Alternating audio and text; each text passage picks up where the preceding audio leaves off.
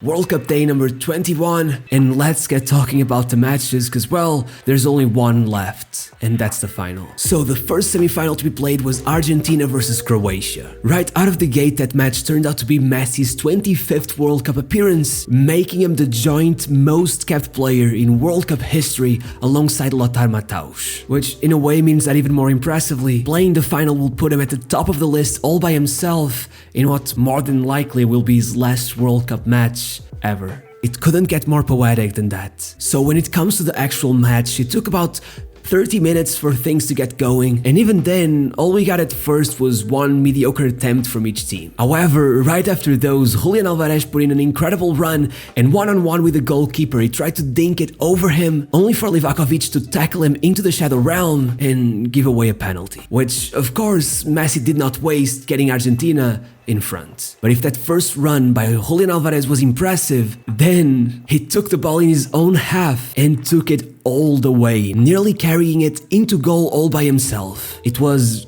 a phenomenal goal. However, it also looked a bit funny. In fact, it kind of looked like this.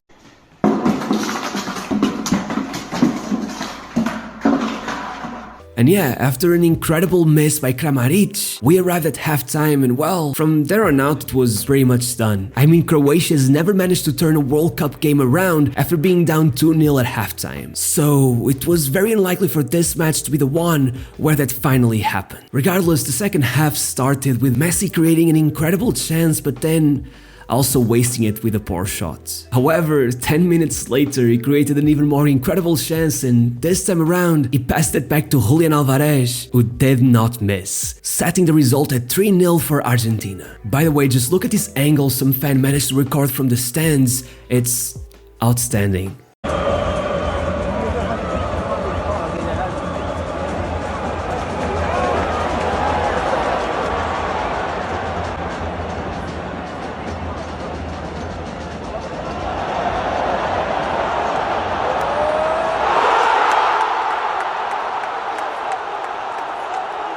Yeah, but going back to Julian Alvarez for a bit, to put on a performance like this at 22 years old, I mean, that's just amazing. With this brace, he's now at 4 goals at the World Cup, which is the most by an Argentinian player aged 22 or younger in history. The guy has literally scored in 6 out of his 8 starts for Argentina. I mean, you couldn't ask for better than that. Had he been given more minutes, he could easily be the top scorer of the tournament at this point, and that's without taking penalties. If he got a chance to take those, well, he could have taken the Golden Boot by a landslide. Such a shame, man. At least I hope he gets more time at City once club football starts again. Speaking of special players breaking special records, Lionel Messi just became the first player in history to get a goal and an assist in 3 different matches in a single edition of the World Cup. You know, Messi things, I guess. And still, among all of this, Croatia was still registering their first shot on target just a few minutes before Julian Alvarez scored his second goal. But yeah, regardless, soon after that Julian was subbed off, and from there on out the game kind of calmed down, I guess. And eventually we got sort of an anticlimactic ending. But yeah, with this win, Argentina will have reached their 6th World Cup final in history. Only Germany have reached more finals than Argentina at this point. And yes, that includes Brazil, who have won it 5 times, because, well, they only ever lost 1. Well, Germany and Argentina, they've lost more than 1. Let's say it like that. On another strange record for the night, Croatia coming out of this game with only 2 shots on target is the lowest amount any team has managed in a semi-final of the World Cup in history, except for the Netherlands in 2014, against Argentina as well. So maybe Argentina has something to do with that, huh?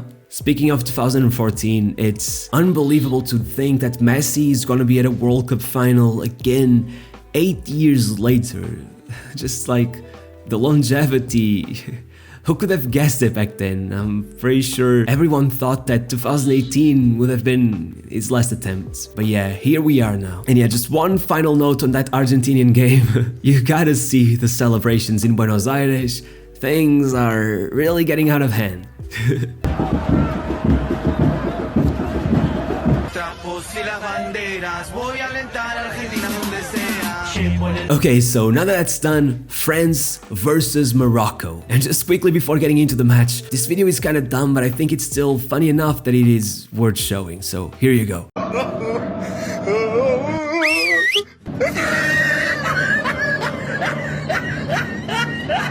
Okay, yeah, the match. 5 minutes in, huge mess in the box, and somehow Theo Hernandez smacks it in. Against all odds, Morocco had conceded already, which was even more impressive considering they had not yet conceded a single goal throughout the entire World Cup.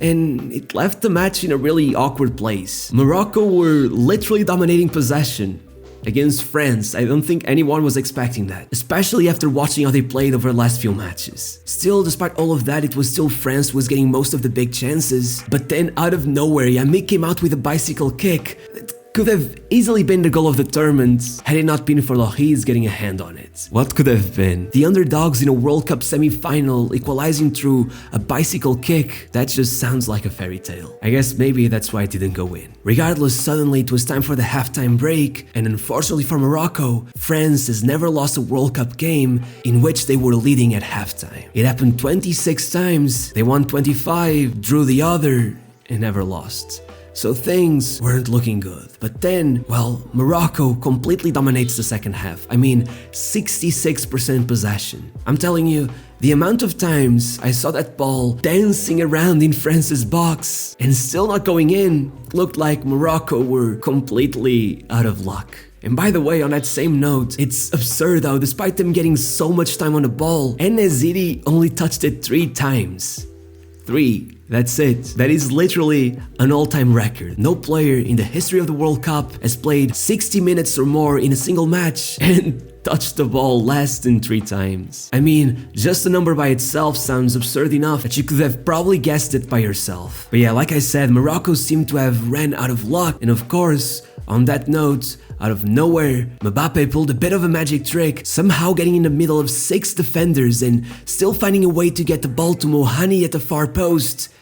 And he scored.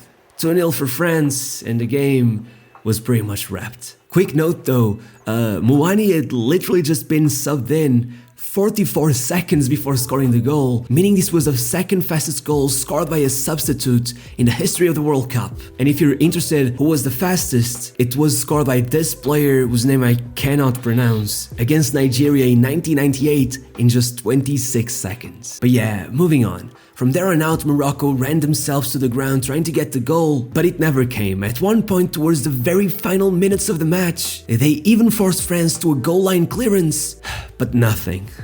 This was a completely different game from any other game that Morocco has played at the World Cup. I mean, one fact that really blew my mind was that just 30 minutes in, they had completed more passes than they had against Portugal in a full 90 minutes. So yeah, from there on out, it was more than likely that they would get a different result. Regardless, Morocco won. The first African team in a semi-final of the World Cup is a win in anyone's book. This is the kind of campaign the streets will never forget. It's a story that every single football fan will be telling the next generations. I mean, this tournament will change the lives of a lot of players. Unai, who everyone seems to be completely in love with, is currently fighting relegation in the French league. I'm pretty sure he won't be there for much longer. Most likely by the time the winter market closes, he'll be far, far away.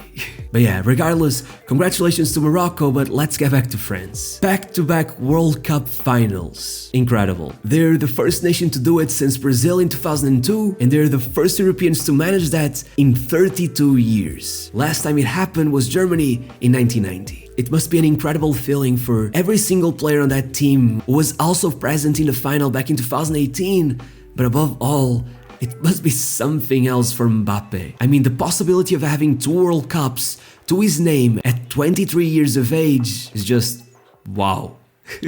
I remember just a while ago in a video I was saying that I couldn't see a way how Haaland would somehow manage to get to the end of the season and not win the Ballon d'Or. But well, I also did say that the World Cup could change a lot of things, and if you think about it, if Mbappé wins another World Cup and somehow manages to bring the UCL to PSG, I mean, how could you take the Ballon d'Or away from him after that?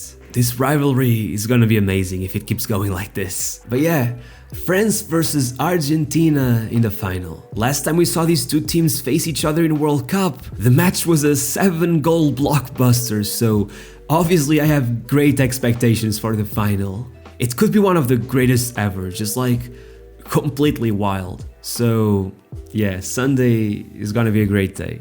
And if that's not enough to get you hyped up, well, the news just broke out that Benzema apparently is fit and could participate in the final according to the rules of the World Cup, which is just unbelievable. That's a plot twist straight out of the WWE. I mean, what in the world? But yeah, predictions, I guess that's what you guys probably want to hear. Well, despite everything, I'd give it to France. I mean, I've been saying for a while that I feel like Argentina are kind of overachieving right now.